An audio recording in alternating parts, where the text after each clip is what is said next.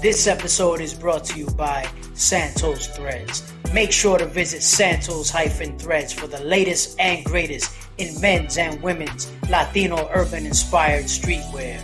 Visit SANTOS-THREADS.com. Hey, you are now listening to the Santos Says podcast, episode number 32. Once again, back with you. It's your host, Santos, proud owner of Santos Threads. And of course, make sure you follow me on social media, the Santos Thread Shop, at Instagram, as well as on TikTok, Santos Thread Shop.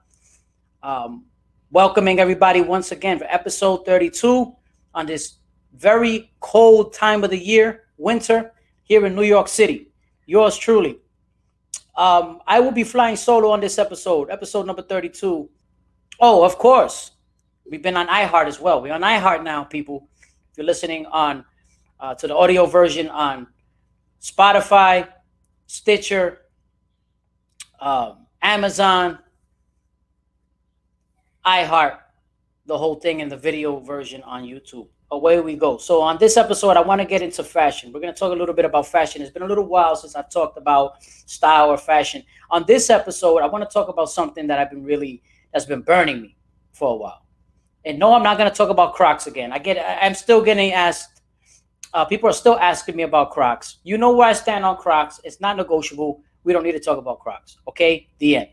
So what I'm going to do, though, on this episode, I really want to call it, it's similar to like the idea of no ideas are original, or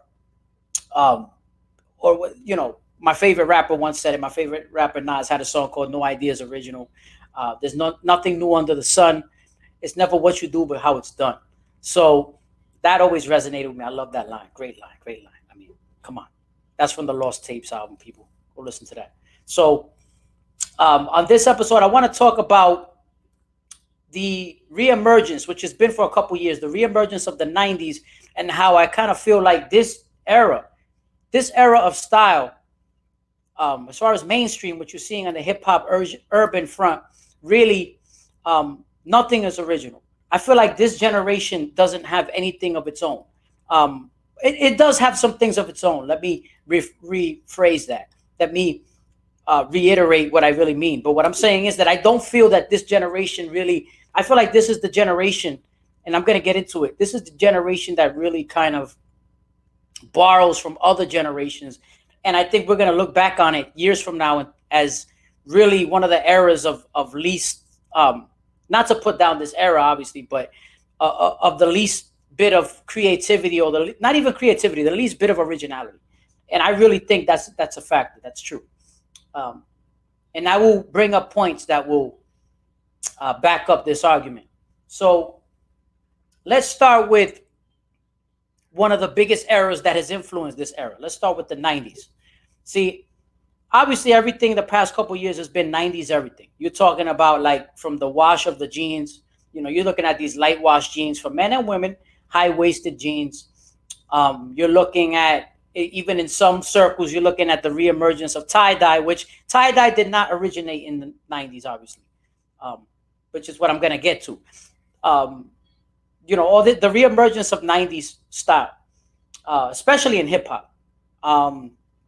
You're talking about, you know, the jeans are getting baggier again. If you notice, like the jeans are not as tight or as, you know, as slim, as skinny as they once were. The jeans are getting a little wider now. That is for women and for men. You're seeing these jeans that are known as mom jeans, or some people call them dad jeans. You know, those jeans that are like that light blue wash, you know, almost like acid wash type jeans that you would have seen your mother wear or your grandmother wear, if your grandmother wears jeans. But, you know, things like that. So you're seeing those styles. And that is what you're seeing. And so I'm noticing that, and it's a reemergence of that style from the 90s really coming back. So the reason I want to start with the 90s is this. You see, there is the notion, first of all, let's get this out the way. There is the notion that the 90s did not, you know, we look back, because a lot of times when we get nostalgia, we look back on an era that we might have grown up in, and we kind of have revisionist history. We look back at an era we grew up in, and we kind of forget. We forget the eras that might have influenced that era, stylistically, right? Well, newsflash: the '90s were also influenced by other eras, decades that came before it. More specifically, the '70s. See, I think the '90s era, as far as fashion, wanted to get away from that '80s style. '80s was very flashy, bold, neon. That was the era of the aerobics and the crazy hair, all that. So I think the '90s really wanted to get away and distance itself. I think the '90s had already had enough of that. But what happened in the '90s was, especially for even for men too, the flare, the jeans, wide leg jeans were popular. So you saw in the '90s where those wide leg jeans were popular. What you're seeing now, the wide leg jeans are back. In a lot of instances, in a lot of circles, you're seeing people wearing baggier jeans. You're seeing that, especially with the flare on the bottom. I think especially more women than men. You're seeing the women wearing the wide leg, the women wearing the wide leg jeans. So more so than men, obviously. But so in the '90s, you saw the reemergence of the wide leg jean, aka the bell bottom, if you want to call it, from the '70s. The washes, the different washes, the colors of the denim that you saw from the '70s. You saw that reemerge in the '90s. You saw the reemergence of tie-dye and chokers. See, tie-dye and chokers are those looks that seem to always come back. Tie-dye and chokers are kind of around now too. So those are those looks that always come back. And you're seeing that now. But those were looks that were of the '70s that came back in the '90s and really became a staple of the 1990s. So those are the things that you saw that kind of, really came back to prominence. So let's talk about the '90s, right? We're talking about the '90s. And the '90s were a fine era, by the way. I mean, look, I was a young kid, but I remember it very fondly. I mean, we're talking about like prep, the prep that was popular. See, there was prep. There was a preppy style, and then there was the prep style mixed with the hip hop urban element, which is kind of like what was always my wheelhouse, what I call my wheelhouse. I always dressed very prep. My mom dressed me prep. I didn't always like it when I was a kid, but I got older and I learned to appreciate it, and I incorporated it within my own style. My style is very prep / urban. I mix a lot of urban and prep elements into my own wardrobe. That's kind of like the fusion of my of how I dress, and so I incorporated a lot of those styles with my own, looks, because a lot of those are classic looks, but you mix them with a little more contemporary fit and contemporary textures, fabrics, etc. So with the materials of today. So about the '90s. So we're going to talk about the '90s. See, the 1990s, it's funny. We always have revisionist history, and we look back and we say, and look, like I said, the '90s were a fine era for fashion. Now, did we wear things a little too baggy in the '90s? Yeah, I think we went too far. Because in the '90s, you even had those jeans called the Jenko. Remember the Jenko jeans? You go back, the parachute pants.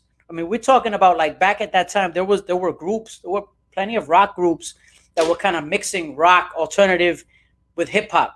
You had, Limp Bizkit comes to mind.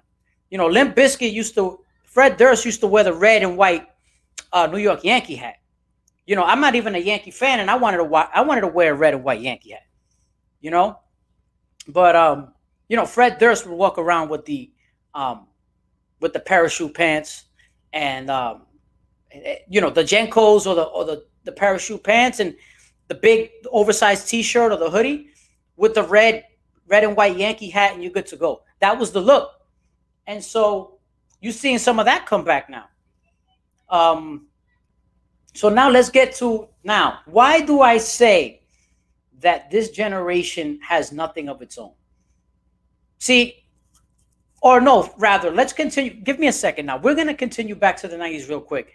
So if you remember in the '90s, back in the '90s, there was a trend that a lot of people were wearing.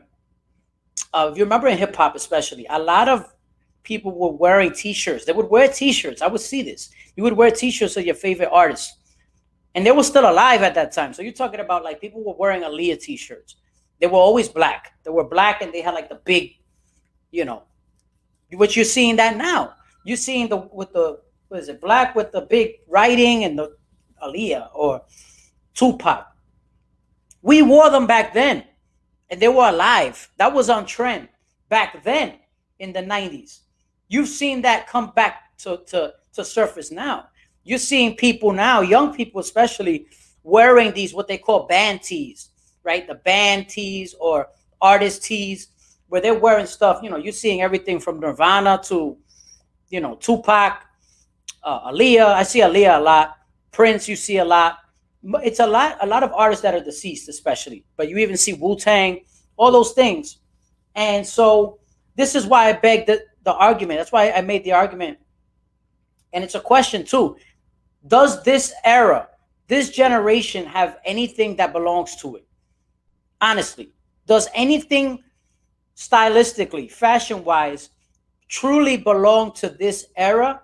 Or does this era just seem to kind of adapt everything from before? The answer to that is it's a combination of both. The only difference is I question how original this era really is. I think that this era borrows more, in my opinion. Now, again, you guys can comment on the YouTube if you're watching, comment on social media, you can write me, let me know what you think. I really want to know your opinions on this. I really feel that this era as a whole, and I'm talking in particular about fashion, this era in general is not as original as some of the eras that have passed. This era seems to kind of, I feel like there isn't too much that this era can claim to be its own, which I think is kind of a condition of where we are as a society. This generation seems to borrow more than what we've seen some past generations. Now I will get to what my examples are. Exhibit A, what I was just talking about, the band tees, or you know, the artist T-shirts, right? The artist T-shirts were items that you used to see in the 90s routinely. Now, full disclosure, you used to also see the Beatles T-shirts back then, right? Which the Beatles are an iconic band, so you're gonna see them in any generation. You're gonna see their you will see the Beatles T-shirts in any era or any kind of merch. Period. Right? What is the other one? You know, name it. Metallica, obviously, or even I can't remember the Stones, the Rolling Stones. All these you see them from now to the end of time. They will always be selling tons of merch with that big mouth and the tongue like that. You're gonna see that. But so that's what you're seeing. That's not a shocker to me. That's not a surprise. But what I will say, and you're seeing that now. You're seeing now what you're seeing is you're seeing people where, you know, young people. And again, I love that young people. This is the one thing I do love. I want stories to be told. You want to pass these stories on. So I love when I see, it's good when you see young people who, you know, who understand and know the music and the legacy of groups, bands, artists that were not, you know, that they were not alive to see, right? They weren't born yet. They were out way before they were born, and them understanding and acknowledging the greatness of those artists. I love that. I think that's tremendous. We got to tell those stories of the legendary groups and artists that have passed from before, from our past, and pass those stories along, because that's how their legacies remain intact. So I think that's important. But what I will say is this. It's fascinating to me when you see these kids, some kids of 13, 14, 15, 16, whatever it is, young people wearing T-shirts of the Wu-Tang, Notorious B.I.G., Tupac, Aaliyah, all these things, and they're not from their generation per se. You don't see as many people wearing artists of this generation, wearing merch really, or the merch or the t-shirts of this generation. They are always wearing the generations that came from before. So that's where I beg the question, what does this era really own? What is it that this generation owns? Because it seems like this generation seems to borrow a lot from the generations before. So you're seeing kids that are that young wearing Pac, Tupac t-shirts and Biggie and Wu-Tang and all these things. And I love that they're learning who these people are, who these artists are, because they're iconic. You want to pass these stories along. But I just find it fascinating how, because in my head, I'm thinking, wow, does this generation not have anything to call its own? So that's one thing, right? How about the reemergence of fitted caps, right? Fitted caps. Now, fitted caps had a long run. They had a run for, I would say, from the 90s. I want to say from the late 90s to throughout the 2000s until maybe the early 2010s, when they kind of started slowing down and snapbacks became more favorable. Then you went to the dad hats. And so those were the hats that you were seeing. While, yeah, the most diehard and truest of fans still wore their fitted hats, as New Era was just cranking them out, making different ones. But they kind of died a little bit. Then, a couple years ago, as new concepts came out with all these different patches and the underbrim with these designs, and designers started making different kinds of collaborations, whether it's,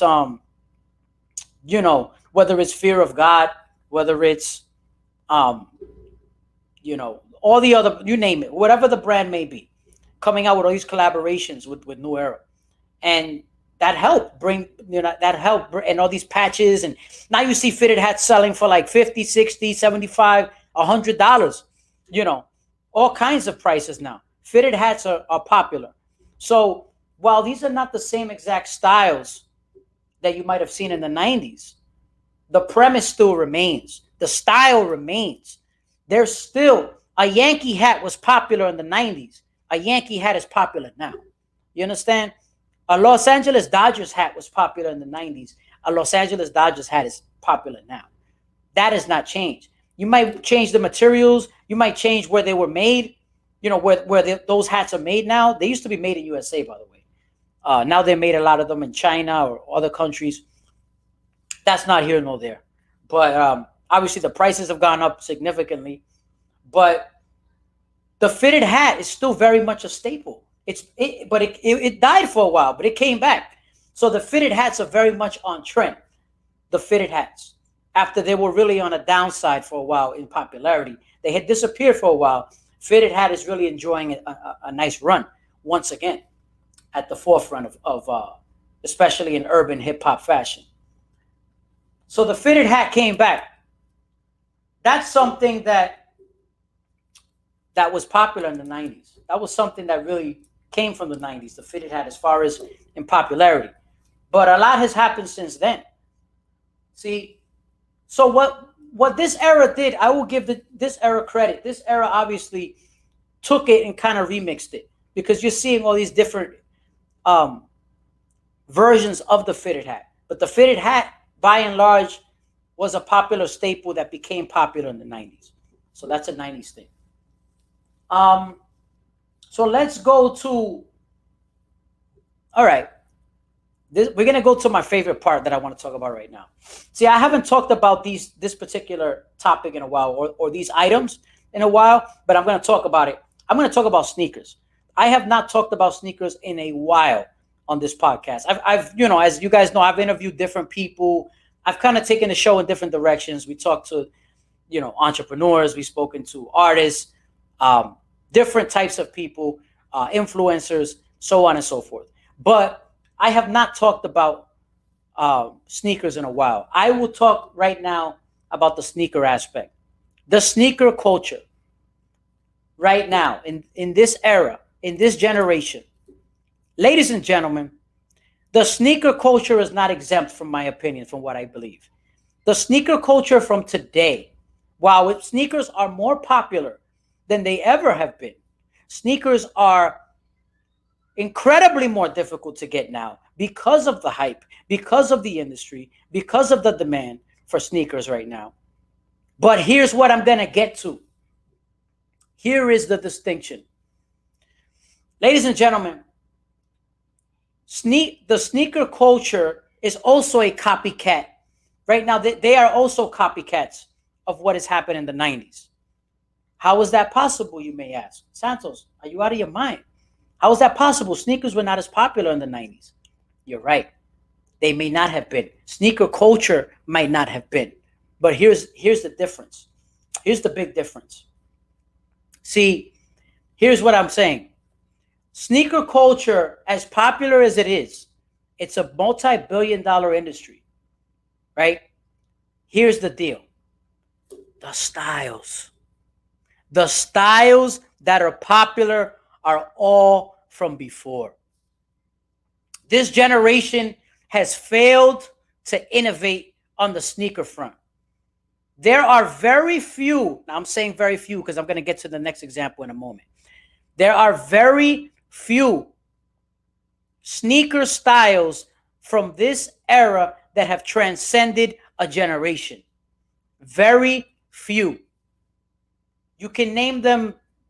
I will mention what they are because there are some examples that have defined this generation. I will bring them up now. That's what I'm going to get to. But first, I will say this. There are very few, very few and far between have there been instances where there was something new, don't give me a colorway, don't give me materials, fabrics, a reinvention, a remix of something, blah, blah, blah. No, don't give me that. I'm talking about an original style, an original model, sneaker model that came from this generation that is a transcendent piece that you will talk about from years from now that would have defined a decade or an era that we will look back and say that's going to be a classic. Name them. Very few. All the rave for the past couple years, for the past years already in the sneaker market, especially in on the Jordan Nike front, has been the Jordan 1, the Air Jordan 1, which I made an episode way back. I made an episode talking about how the Air Jordan 1 should cease to exist for a while because I think they destroyed the shoe. They bastardized the shoe. I stand by that. They are way out of control. They make way too many of them, but they're not going to stop because they're as popular as they ever been. They're more popular. People wear more Jordan 1s now than they ever did before, like since they did between 1980 something. What is it? Between 1984 and 2010 combined, I would bet. I would bet. I don't have the information. I don't have the data for that, but I'm pretty sure that's about accurate.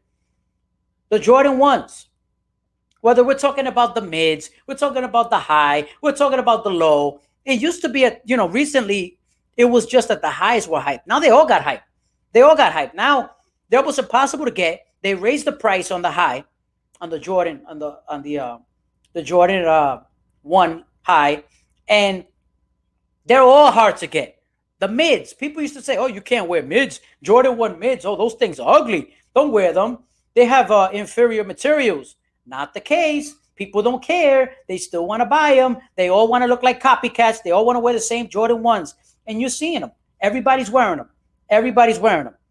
And then, of course, Jordan as a whole, as a brand, what is popular? They like to wear the Jordan 3s, the Jordan 2s. They're bringing them, they're popular now. All of a sudden, nobody wanted to be caught dead in Jordan 2s. Now people want to wear Jordan 2s. I wonder why. It's all about hype, right? So now you got the Jordan 2s that are popular. Now you got the Jordan 11's always been popular. And I'm not going to name all the models, but the retros, it's all about retros.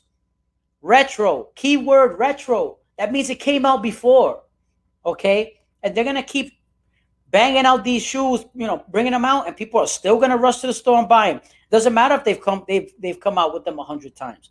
They'll get them 101 times because people they like the hype. But what does that mean?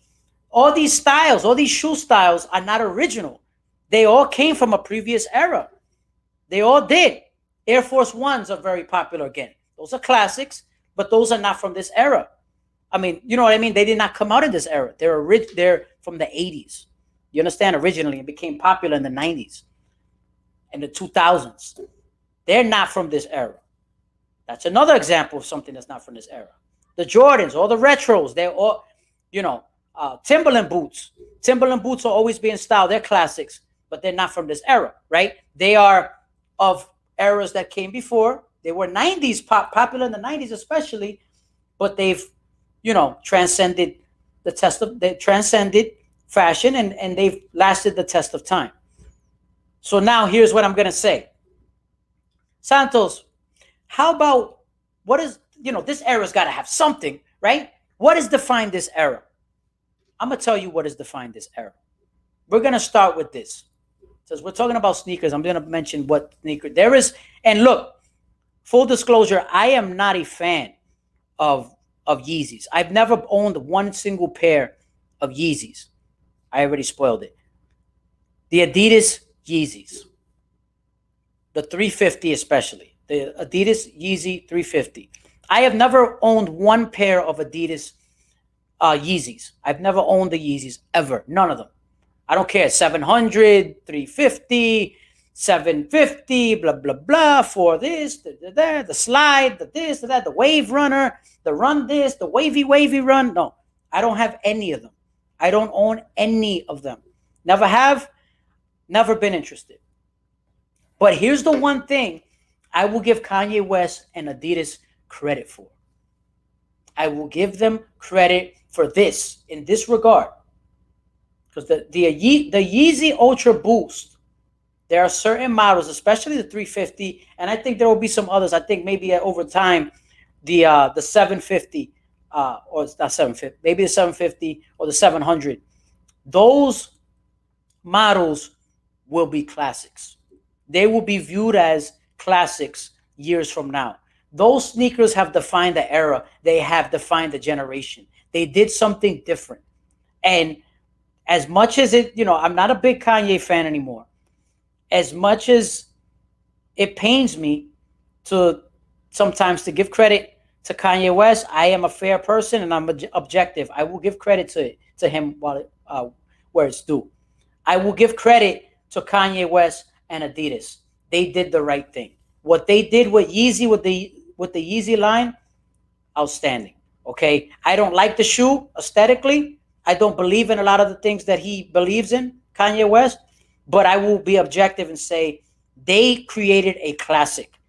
The Yeezys will be looked at as the piece, the staple, the style staple that defined a generation. We will be thinking about that. That to me is the most original thing of this era. If you want to talk about what's original from this era, a piece, a staple, a look, a shoe, a style that has defined a generation. The style that has defined a generation is the Yeezy line. The wave runners and all those shoes, they have defined a generation. So that's undisputed. That is the edge that he has over Jordan, in that he created something that did not exist. Jordan continues to churn out the kind of like things that existed before. And that's the distinction. Obviously, one of the other distinctions from this era would be, you have all these different brands. You got way more, what I would like to call like upper end, upper scale, urban labels, right? So that exists now. That's more, that type of thing where you have more upper scale urban lines and more collaborations with luxury brands. You're seeing collaborations like Nike with Louis Vuitton, all that stuff, and so I think those are collaborations that didn't exist before. So one of the other things also, obviously, you're seeing hip hop artists now, artists and entertainers getting shoe lines, shoe deals that didn't exist before. So I think in that way, this generation will be defined as the generation that entertainers were able to have their own shoes, which kind of goes along with what I was saying with Yeezy, the Kanye West shoe line with Adidas. I go on and say, I think there's no greater example stylistically as far as fashion of a piece, of a style that has defined this generation more than that. Nothing. Everything else, for the most part, is a remix. A remix or a remake of things that had previously existed. So that's what I got. Honestly, that's where I am on that. Um, but what do you guys think about that? Am I off base? Am I crazy? Am I being a little hard? I mean, I don't know. I don't know if I'm being a little harsh or you know, I don't know. You guys let me know in the comments. Let me know. Obviously, if you follow me on Instagram or TikTok, Santos Thread Shop, give this video a thumbs up, share it with your friends, the whole thing. And that was episode 32. Thank you guys all. Definitely everybody watching on the YouTube, everybody listening, of course, on Apple, Amazon, Spotify, Stitcher, and iHeart, of course, iHeart. Definitely thank you guys all. And don't forget to check out the shop, Santos Threads, santos-threads.com. And of course, don't just say what you mean or mean what you say. Say with your chest. Peace.